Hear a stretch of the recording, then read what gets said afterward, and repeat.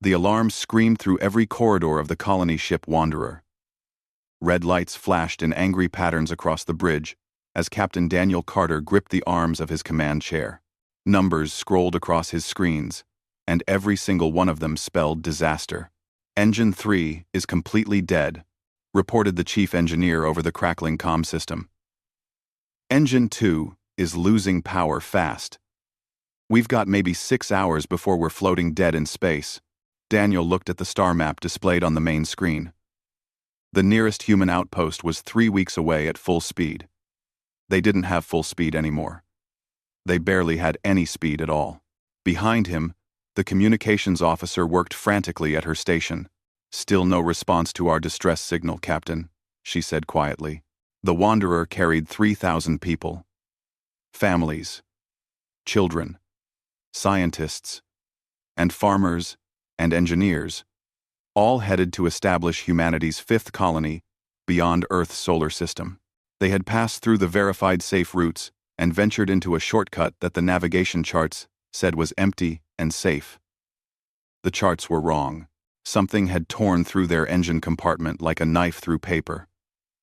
Debris from an ancient battle, perhaps, or a micrometeorite shower that the sensors hadn't detected.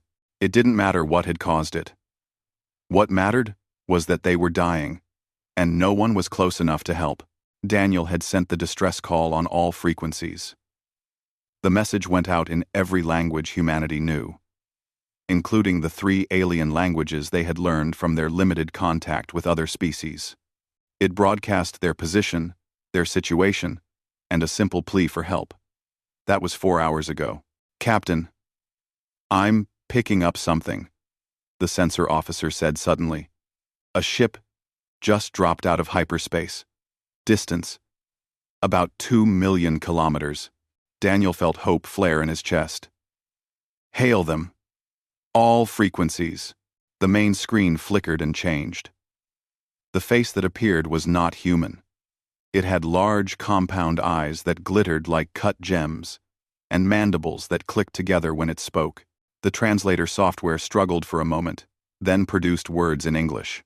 "This is Captain Zixthar of the merchant vessel Golden Wing," the alien said. "We received your distress call. What is your situation? If you have distress..." "We're one," Daniel explained quickly. "Engine failure. Life support would hold for maybe 4 days if they rationed everything perfectly. They needed fuel, spare parts, anything that could help them limp to safety." Zixthar's mandibles clicked together in a pattern that might have been the alien equivalent of thinking. The Quillari, as the translator identified his species, were traders. Daniel had read about them in the first contact reports. They were not a major power in the galaxy, just merchants and scavengers who moved between systems trading goods. "We carry general supplies," Zixthar said slowly. "Some fuel reserves, medical supplies. But we are small ship. We cannot tow vessel of your size." "Anything you can spare," Daniel said. "We can pay. We have trade goods, rare earth minerals from our last stop, computer technology. We can arrange payment from our government when we reach the colony." The alien captain's eyes seemed to study Daniel for a long moment. Then Zixthar turned away from the screen and spoke to someone off camera. The language was a series of clicks and whistles that the translator couldn't process. When he turned back, he made a gesture that might have been a nod. "We will transfer supplies," Zixthar said. "Half our fuel reserves, medical supplies, navigation data for nearest safe station. This will get you to safety." Relief washed over Daniel like a wave. "Thank you. Thank you so much. What do you need in return? Name your price." Zixthar's mandibles clicked again. "Price? You are dying. We help. This is what civilized beings do." "But your fuel," Daniel protested. "Your supplies. You must need them for your own trade routes. Let us compensate you." "We will manage," the Quillari captain said simply. "You have younglings aboard, yes? I see in your crew manifest. We have younglings too. We understand. Over the next 3 hours, The Golden Wing matched velocity with the Wanderer. The aliens worked efficiently, transferring fuel through emergency umbilicals, sending over medical supplies and spare parts that might help. Daniel watched the cargo manifest grow and felt his chest tighten with emotion. The Quillari were giving them half of everything they had. Fuel that would take weeks to replace.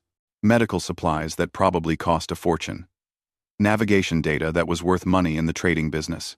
When the transfer was complete, Daniel opened the channel again. Captain Zixthar, you've saved 3,000 lives today. My government will want to thank you properly. Please, at least give us coordinates where we can send payment.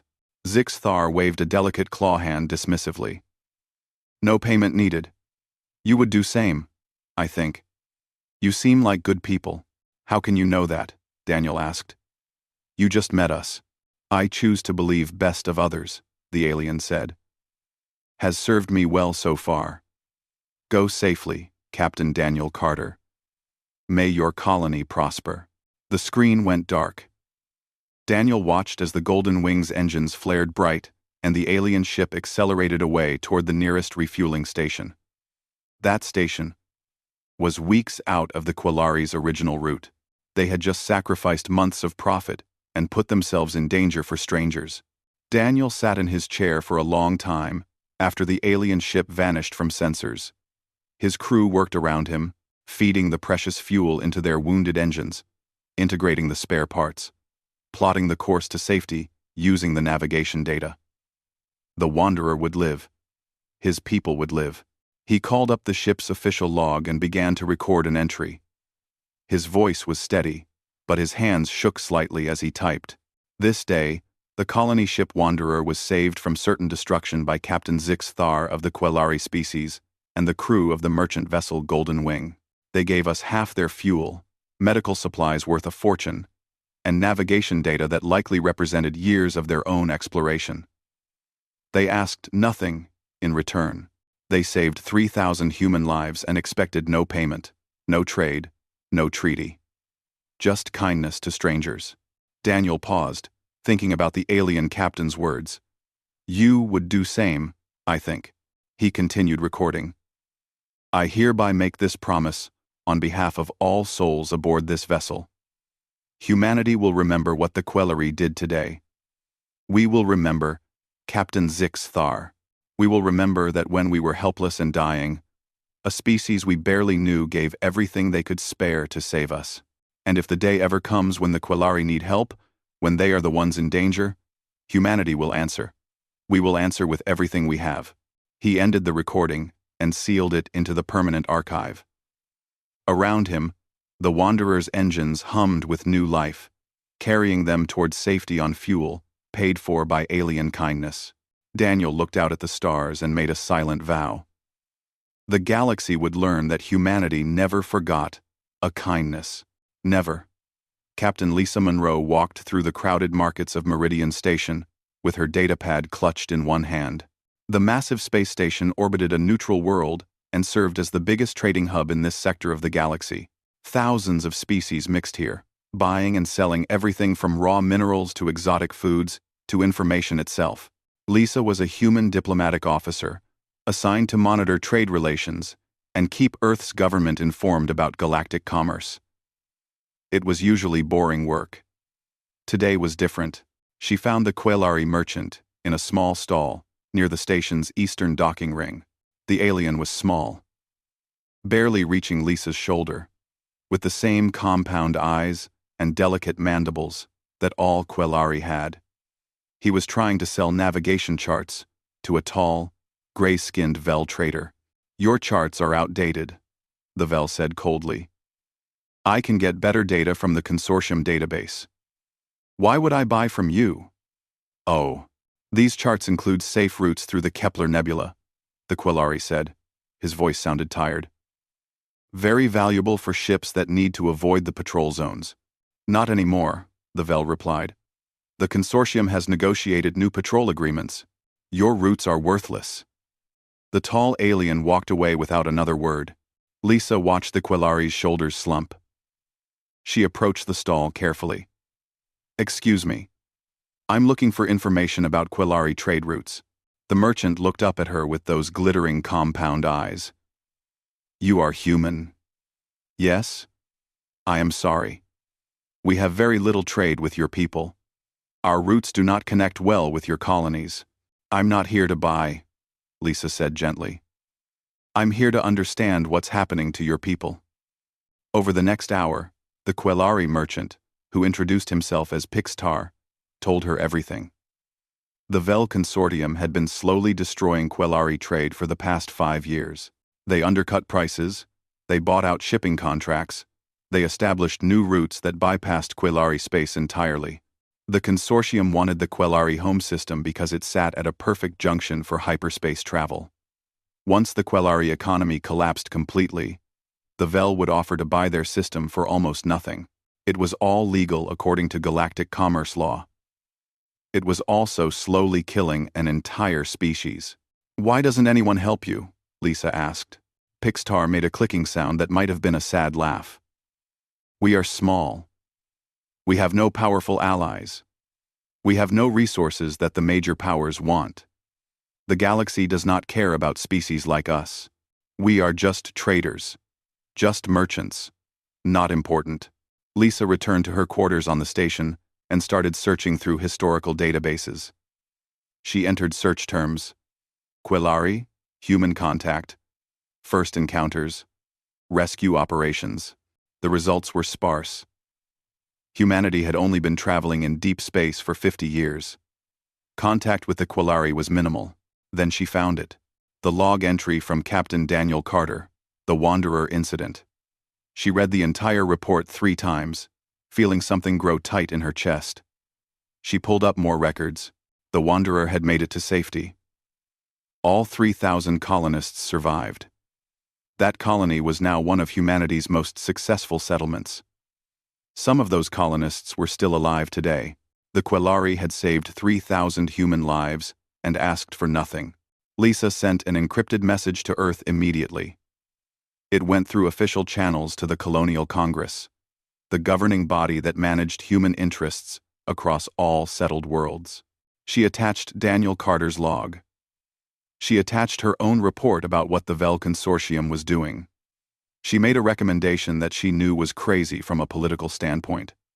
Help the Quillari, not because it made economic sense, but because humanity owed them. The response came back in 2 days. It was faster than she expected. The Colonial Congress voted unanimously. Humanity would extend full economic alliance to the Quillari people. All of them. Immediately.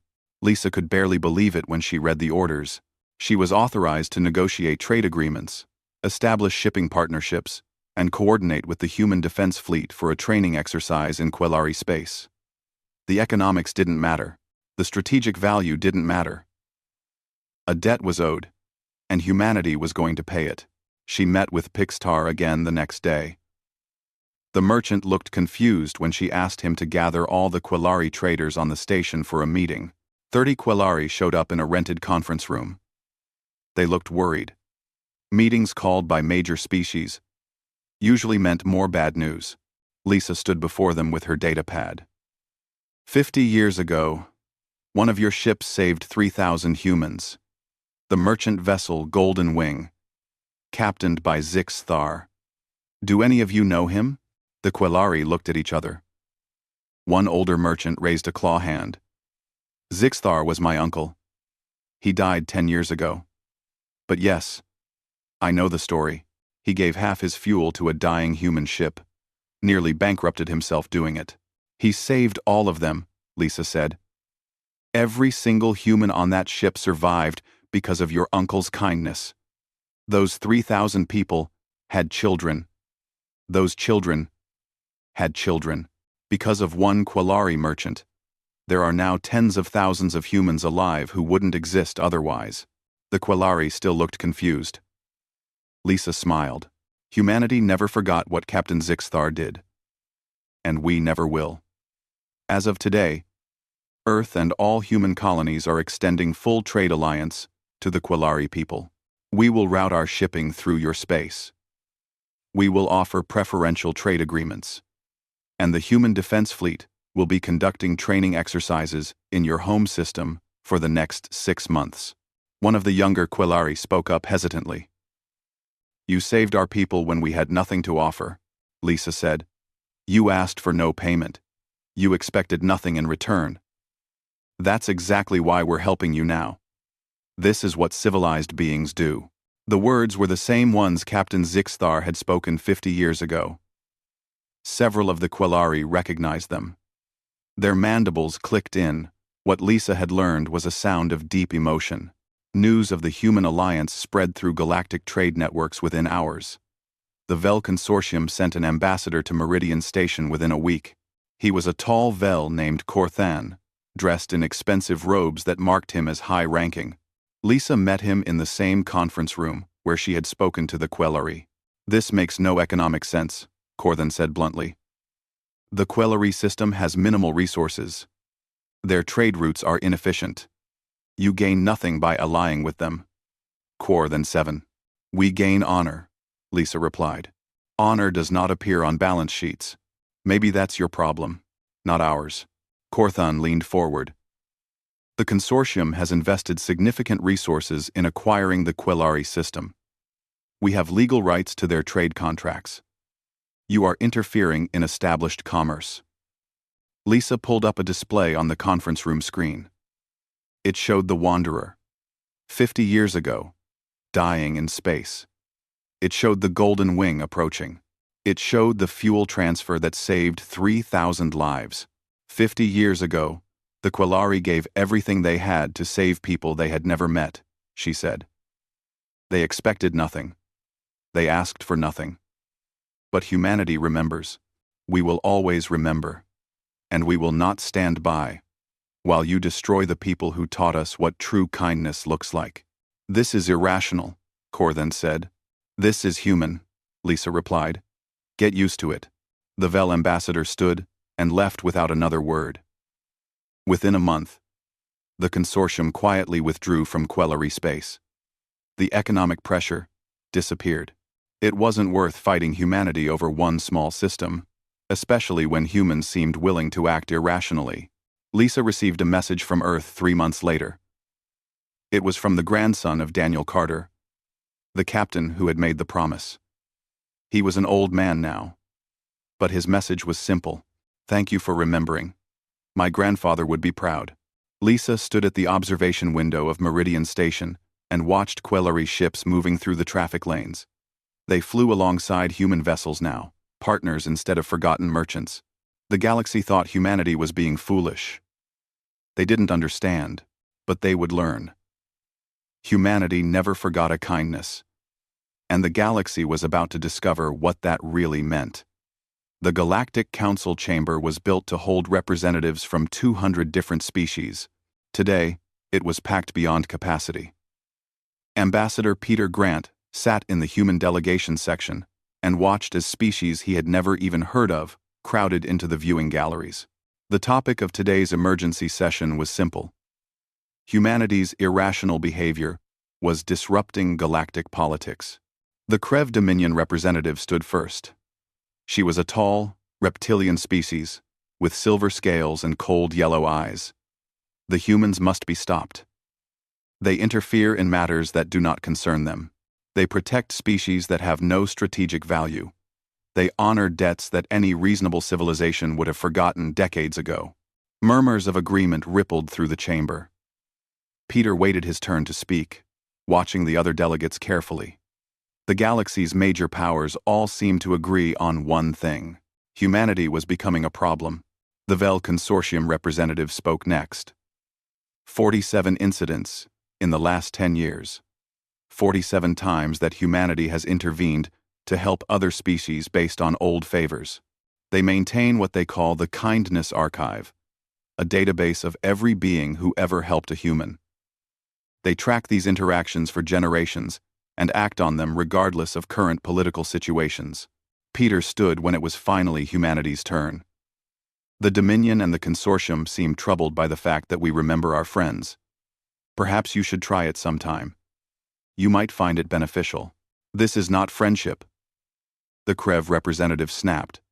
This is political chaos. You cannot run a stable civilization on sentiment. Really? Peter pulled up a holographic display. Let me show you what sentiment built. The first image showed a Threnari medical ship. 30 years ago, this vessel shared vaccine research with a human plague ship. They asked for nothing in return.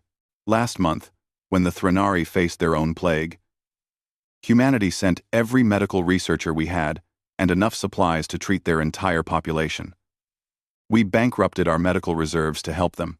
The next image showed a Hask engineer. This is Tormek. 20 years ago, he spent 3 weeks helping repair a damaged human science vessel in deep space. When the Krev Dominion arrested him last year on false espionage charges, human special forces broke him out of a military prison. We risked a war to save one alien engineer. More images appeared. A Dulvex trader who had given food to hungry human colonists. A Minar pilot who had shared navigation data. A Rilthan teacher who had helped human children learn mathematics on a frontier station. Every single one had been helped by humanity when they needed it, regardless of whether it made political sense. You call this chaos? Peter said. We call it civilization. Real civilization. Not the kind built on conquest or profit, but the kind built on actually caring about the people who care about you. The Vel representative made a dismissive gesture. You are young species. You will learn. Everyone is idealistic when they first reach the stars. But the galaxy runs on power and profit. Always has. Always will. Then maybe it's time for a change, Peter said quietly. The session ended without any formal action. The major powers couldn't actually stop humanity from honoring its debts. There was no law against being grateful, but Peter could see the concern in their faces. They were starting to understand that humanity wasn't going to outgrow this behavior. If anything, they were doubling down on it. 3 months later, Peter was back on Earth for consultations.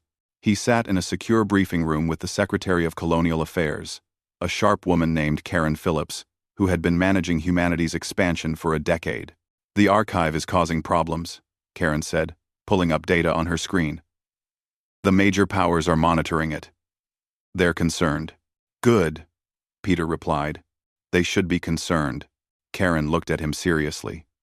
Do you know what we have in the archive now? 17,000 individual entries. Specific beings who helped humans over the last 70 years. Another 8,000 entries for organizations, ships, and groups. We track every kindness, every favor, every moment, when someone helped us for no reason. And we honor every single one, Peter said. That's what worries the Council, Karen explained. They see it as a weapon. They're right, in a way. We've turned gratitude into a form of power. Peter nodded slowly. So, what are we going to do about it? Karen smiled. Make it bigger. I want every human colony to maintain its own local archive. I want every human ship captain to file reports on helpful encounters. I want this embedded in our culture so deeply that it becomes impossible to separate humanity from this idea. We remember our friends. We honor our debts. Forever. The order went out to all human settlements within a week. The Kindness Archive became official policy. Children in human schools learned about Captain Zix Thar and the Golden Wing. They learned about the Threnari medical ship and the Hask engineer. Every human grew up understanding that their species paid its debts. The galaxy watched with growing unease. Peter was at a diplomatic reception on Meridian Station when he saw the first real sign that something had changed. A Threnari ambassador approached him with 2 other beings. One was from a species Peter didn't recognize. The other was Dulvex, a mammalian race with thick fur and large eyes. Ambassador Grant, the Threnari said formally, we wish to establish something similar to your Kindness Archive. The Dulvex Confederacy has agreed to participate. We want to create an alliance based on mutual aid and remembered kindness. Peter felt his breath catch. You want to formalize it? No. You showed us a better way, the Threnari explained. For generations, we conducted trade and diplomacy based purely on immediate benefit. Help someone only if they can help you back right now. But watching humanity, we learned something. Long-term relationships built on trust and gratitude are more stable than any treaty based on mutual fear. The unrecognized species spoke for the first time. My people are the Kelrim. We are miners. We have little political power. But we once helped a human survey team escape a cave-in. Humanity sent engineers to help us improve our mining safety.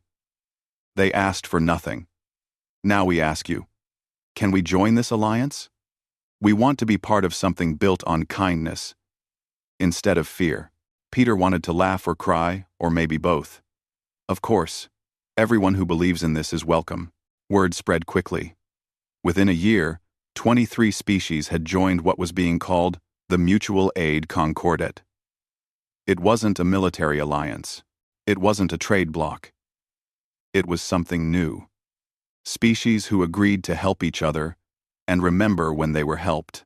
The major powers watched with growing alarm as their traditional diplomatic tools stopped working. You couldn't intimidate species who had powerful friends backing them. You couldn't economically strangle traders who had access to an entire network of alternative routes and partners. The old tactics of divide and conquer failed when the targets actually cared about each other. Peter stood before the Galactic Council again 2 years later. This time, he wasn't defending humanity's behavior.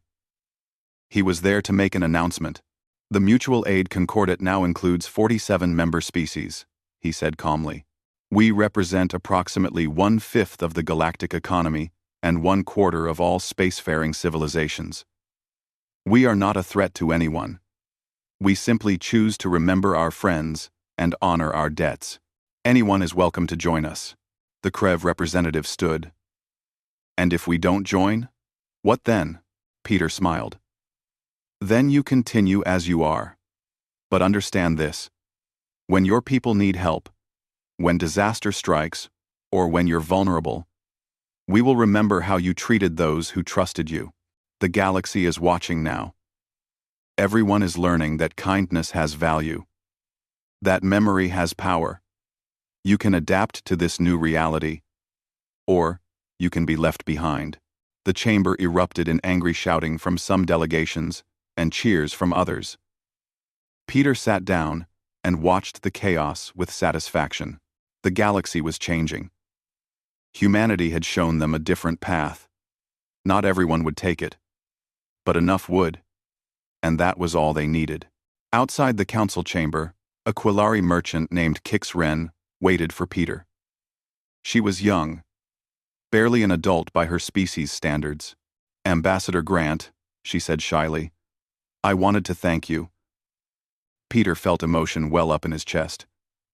Your grandfather changed the galaxy, even if he didn't know it. He just did what was right.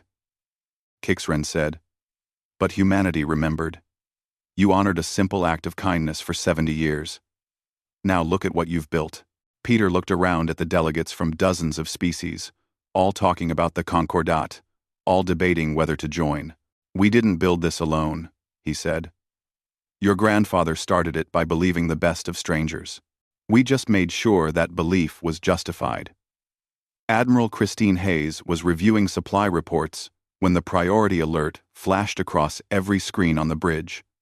The klaxon sounded once, sharp and urgent. Every officer on the command deck of the carrier Defiant snapped to attention. Admiral, we're receiving emergency transmissions from the Quillari home system, her communications officer reported. Multiple Krev warships have crossed into their territory. It's an invasion. Christine was already moving toward the tactical display. How many ships? Initial count shows 47 Krev vessels, battle cruisers, destroyers, and support craft. They're making straight for the Quillari homeworld. Number. Christine felt ice settle in her stomach. The Third Fleet was currently 3 days away from Quillari space. She pulled up the diplomatic channels and saw that Earth was already transmitting protests to the Krev Dominion. The responses were cold and formal. The Krev claimed they were enforcing old territorial rights, legal justification for conquest, Dressed up in diplomatic language, she thought about the kindness archive. The very first entry. Captain Zixthar giving half his fuel to save 3,000 humans. That debt was over 80 years old now. Most of the people on that colony ship were dead. But the debt remained. Christine opened a fleet-wide channel. All ships, battle stations, set course for the Quillari home system. Maximum speed. Her second-in-command, Captain Alex Morgan, looked at her with concern. "Admiral, we don't have authorization from Earth yet. This could start a war. The Quillari saved our people when we were nobody," Christine said. "I'm not waiting for permission to do the right thing." The Third Fleet consisted of 23 human warships, not enough to face the Krev invasion force in direct combat. But Christine wasn't planning to fight alone. She opened diplomatic channels to every species in the Mutual Aid Concordat. "This is Admiral Hayes of the Human Defense Fleet. The Krev Dominion has invaded Quillari space. We are responding under the terms of mutual defense. All Concordat members who can reach the system in time are requested to assist." The responses started coming in within minutes. The Threnari pledged 8 medical frigates and 2 escort carriers. The Haas Collective sent 5 heavy cruisers. The Dulvex added 12 destroyers. The Minar Republic contributed a full battle group. One by one, species who had learned humanity's philosophy committed ships to the defense of the Quillari. Not because they owed the Quillari anything, because they had learned to value the bonds of remembered kindness. The Defiant led the Third Fleet into Quillari space 3 days later. They emerged from hyperspace to find the system already under siege. Krev ships surrounded the homeworld, bombarding defensive stations. Quillari civilian vessels were fleeing in every direction. "All ships, defensive formation," Christine ordered. "Protect the civilian evacuation routes. Communications. Hail the Krev commander." The screen flickered to show a Krev admiral with scarred silver scales and calculating yellow eyes. "Human Admiral Hayes, you are interfering in Dominion military operations. Withdraw or face the consequences. The Quillari are under our protection," Christine said firmly. "You have one chance to withdraw peacefully." The Krev admiral made a dismissive gesture. "You have 23 ships. We have 47. Your mathematics skills are lacking." "Oh, actually," Christine said with a cold smile. "My count shows 86 ships about to drop out of hyperspace behind you." The Krev admiral's eyes widened slightly. The tactical display lit up with new contacts as Concordat vessels arrived. Threnari, Hask, Dulvex, Minar, Kelrim, and a dozen other species, ships of all sizes and capabilities, all broadcasting the same message. They stood with the Quillari. Alex Morgan stood beside Christine, watching the display. "They came. All of them came. They learned what we taught them," Christine said quietly. "Never forget a kindness." The Krev admiral's expression shifted from confidence to uncertainty. "This is not your fight. Most of you have no connection to the Quillari at all. Quote, no in time, no in Teston, Graham, a Threnari captain, appeared on the shared channel. The Quillari have connections to humanity. Humanity has connections to us. We honor those bonds. That is how civilization should work." A Hask commander added, "You invaded, expecting the Quillari to stand alone. You miscalculated. They have friends who remember." The standoff lasted for 6 tense hours. The Krev fleet was powerful, but they now faced a combined force that outnumbered them nearly 2 to 1.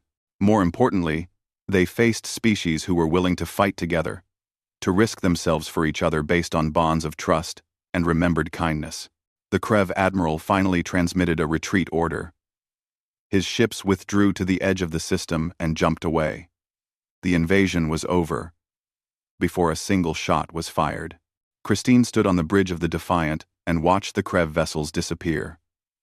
Around her, the officers were celebrating quietly, but she felt something deeper than victory.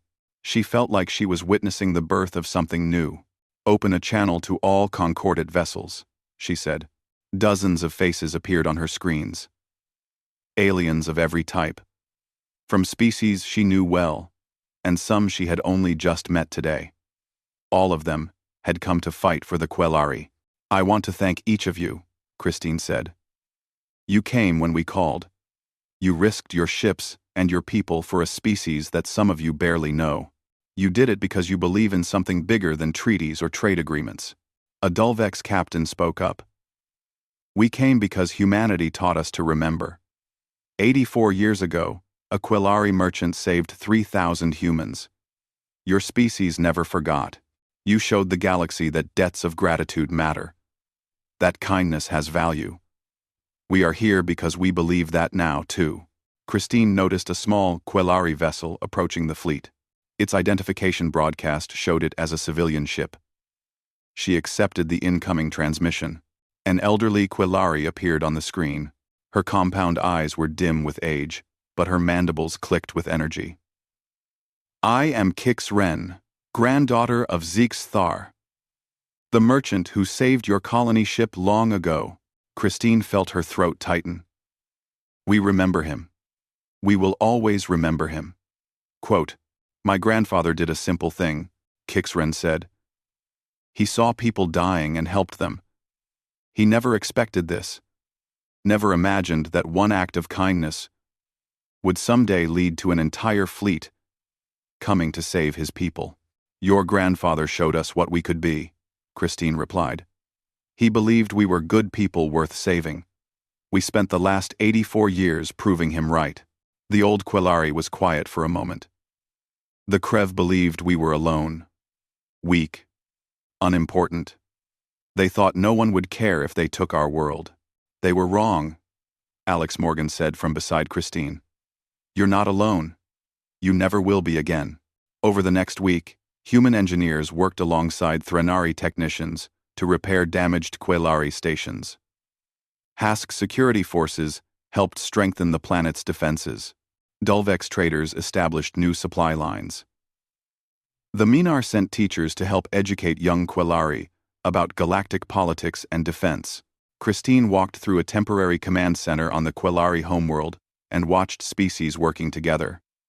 There was no formal command structure. No one was in charge. They just cooperated naturally, helping where help was needed, sharing resources and expertise. A young human lieutenant approached her.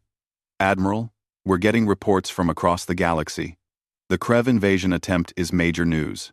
Everyone wants to know why so many species came to defend the Quillari." "What are they saying?" Christine asked. "Most are confused. They don't understand the concordat.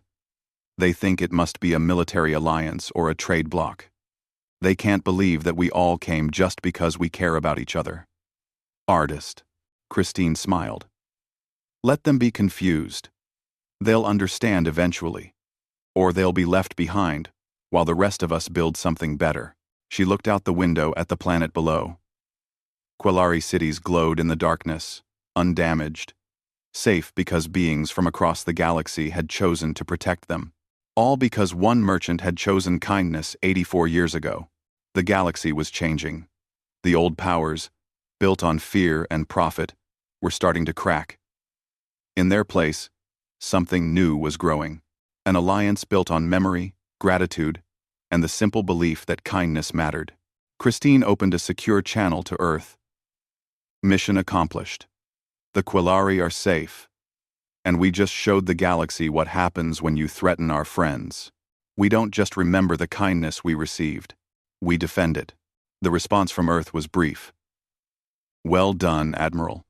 The whole galaxy is watching now. Let's make sure they learn the right lesson." Christine closed the channel and returned to her work. There would be more challenges. The major powers wouldn't give up their old ways easily. But for the first time in galactic history, they faced opposition from something they couldn't intimidate or buy off. An alliance built on bonds, stronger than fear. Humanity had never forgotten a kindness. Now the galaxy was starting to understand what that really meant. Captain Ryan Foster stood on the bridge of the exploration vessel Unity and watched the stars stream past through the viewport. The ship was a joint project between humanity and the Quillari, built in shared shipyards and crewed by both species working together. It had been exploring unknown space for 3 years now, pushing beyond the edges of charted territory. "We're picking up a distress signal," reported the communications officer, a young Quillari named Pixnell. "It's faint, but definitely artificial. Distance is about 4 million kilometers." Ryan checked the star charts. This region of space was supposed to be empty. No colonies, no trade routes. No reason for anyone to be here. "Can you identify the source?" Pixnell worked her console for a moment. "It's using old VEL consortium encryption protocols. The message is automated, repeating every 30 seconds. They're reporting critical life support failure." The VEL consortium. Ryan remembered his history. They were one of the 3 major powers that had dominated the galaxy for centuries before the concordat changed everything. They had tried to destroy the Quillari economically. They had opposed the mutual aid concordat at every turn. They had spent decades trying to maintain the old order, where power and profit were all that mattered. Now they were dying. Ryan looked at his first officer, Kixren, the great-granddaughter of the merchant who had saved the Wanderer 150 years ago. She was young but capable, and she understood the weight of history better than most. "What do you think?" Ryan asked. Kixren's mandibles clicked thoughtfully. "They would not help us if our positions were reversed. The VEL consortium tried to destroy my people. They opposed everything the concordat stands for." "That's not what I asked," Ryan said gently. The Quillari officer was quiet for a long moment. Then she straightened. "Set course for the distress signal. Full speed." The Unity dropped out of hyperspace near a damaged VEL merchant ship. It was old. Probably a private trader operating on the fringes of what remained of consortium territory. The hull showed signs of weapons fire and meteor impacts. Life support was failing. Without help, the crew would be dead within hours. Ryan opened a channel. "This is Captain Foster of the exploration vessel Unity. We received your distress call. What is your situation?" The face that appeared on the screen was female VEL, gray-skinned with the distinctive ridge patterns of her species. She looked exhausted and shocked. "You're human." "And Quillari?" "Yes," Ryan said simply. "Do you need assistance?" "Our engines are destroyed," the VEL captain said slowly. "We were attacked by raiders. We've been drifting for 8 days. Life support is almost gone." She paused, studying Ryan's face. "Why did you respond?" "Our people are old enemies." Kixren said from her station. "We're old enemies." That was a long time ago. The rescue took 6 hours. The Unity's engineering teams worked alongside VEL crew members to stabilize the damaged ship. They transferred fuel, medical supplies, and spare parts. They gave navigation data to the nearest safe port. Ryan watched his people work and felt proud. They didn't hesitate. They didn't question. They just helped, the way the concordat had taught them. When the work was finished, Ryan invited the VEL captain to meet face-to-face in one of Unity's conference rooms. Her name was Serithan, and she looked uncomfortable as she sat across from a human and a Quillari. "I don't understand," she said finally. "The VEL consortium tried to destroy the Quillari. We opposed the concordat. We represent everything your alliance was built to resist. Why help us? Why? Ryan pulled up a display showing a very old ship. The Golden Wing. From 150 years ago. This merchant vessel saved 3,000 dying humans. The captain was Quillari. He gave half his fuel, most of his supplies, everything he could spare. When the human captain asked what payment he wanted, he said none. He just helped, because it was the right thing to do. Serithan stared at the image. One act of kindness. And you built an entire civilization around it? Not just one act, Kixren said. That was the first. But humanity remembered it. They honored it. and they taught the rest of us to do the same. Now the concordat includes 93 species. We help each other. We remember when we're helped.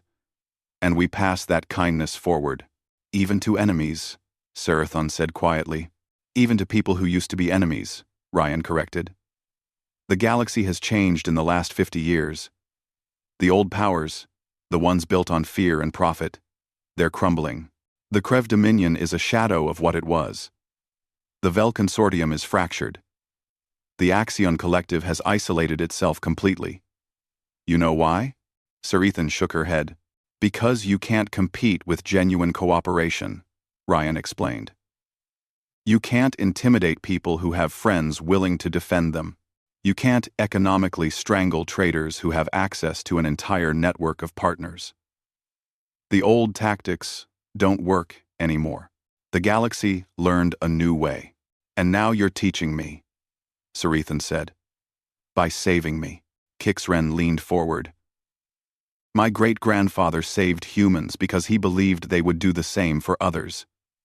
He was right. They did. They saved my people. They saved dozens of other species. They built something beautiful based on one simple idea. Kindness matters. Memory matters. Treating people well has value. Ryan pulled up another display. This one showed the Kindness Archive, now maintained by every concordat species. Millions of entries. Acts of kindness large and small, remembered and honored across generations. This is what we're building, he said. A civilization that doesn't forget the good things people do. That rewards kindness instead of punishing it. Where helping strangers isn't seen as weakness, but as the highest form of strength. Serathon looked at the endless list of names and dates. And you'll add me to this? Even though I never helped you before today? We're adding you because we helped you today, Ryan said. Someday, maybe you'll help someone else. Maybe you'll teach them what we taught you. That's how this works. The kindness spreads. 3 days later, the Unity saw Serathon's ship safely to port. As they prepared to depart, the Vel captain sent one final transmission. I'm going to tell everyone what happened here, she said. The Vel Consortium needs to know that the galaxy has changed, that the old ways are dying. Some won't listen, but some will. Quote, Ryan smiled. That's all we ask. We're not trying to destroy the old powers. We're just showing them a better way. Join us or don't, but understand that we're building something that will outlast all of you. The Unity jumped back into hyperspace and continued its exploration mission. Over the next few months, they encountered 7 more ships in distress. They helped all of them: pirates, traders, refugees, explorers, species that were concordat members and species that weren't. It didn't matter. The Unity helped because that was what they did. Ryan sat in his quarters one night, updating the ship's log. He thought about Daniel Carter, the captain who had made the first promise 150 years ago. We will remember the Quillari. We will answer if they ever need us. That promise had changed the galaxy. He thought about all the people who had built on that promise. Lisa Monroe, who had honored the debt 50 years ago. Peter Grant, who had formalized the concordat. Christine Hayes, who had defended the Quillari against invasion. Thousands of humans and aliens working together, all because one merchant had chosen kindness. His door chimed. Kixren entered, carrying 2 cups of tea. She handed one to Ryan and sat down. I was thinking about my great-grandfather, she said quietly. He died, never knowing what his simple act of kindness would create. He just saw people dying and helped them. Would he be proud? Ryan asked. Kixren's mandibles clicked in. What he had learned was the Quillari equivalent of a smile. I think he would be amazed. 1 fuel transfer. That's all it was. Half a ship's reserves given to strangers. And it changed the entire galaxy. It's still changing, Ryan said. Every time we help someone, every time we show them there's a better way, the change spreads a little more. They sat together in comfortable silence, drinking tea, and watching the stars. The Unity was far from home, exploring regions no one had ever seen, but they carried home with them the idea that kindness mattered, that memory was sacred, that civilization was built on how you treated people when they needed help. Back in civilized space, the mutual aid concordat continued to grow. The old powers continued to shrink, unable to adapt to a galaxy where fear and greed were no longer the dominant forces. New species joined the concordat every year, attracted by the promise of genuine cooperation and mutual support. The kindness archive grew larger. Millions of entries became tens of millions. Acts of kindness remembered across centuries, honored by species who hadn't even existed when the original favors were done. Children across 93 different species learned the same stories: Captain Zixthar and the Golden Wing, the Threnari vaccine ship, the Hask engineer, thousands of moments when someone chose to help for no reason except that it was right. And they learned the promise that humanity had made and kept for 150 years. We remember. We will always remember. And we will honor the debts we owe, no matter how long it takes, no matter what it costs. The galaxy had learned that humans never forgot a kindness. They had learned it through action, through sacrifice, through unwavering commitment to a simple principle. And in learning it, the galaxy itself had changed. Ryan finished his log entry and sent it to Earth. It would be added to the permanent archives, part of the long record of humanity's journey through the stars. Future generations would read it and understand. This was who they were. This was what they stood for. In the darkness of unexplored space, the Unity flew on, carrying its message of hope and kindness to whatever they found next. Behind them, a galaxy transformed. Ahead of them, infinite possibilities. And through it all, the promise remained. Humanity never forgot a kindness. The galaxy had felt it. And the galaxy would never be the same.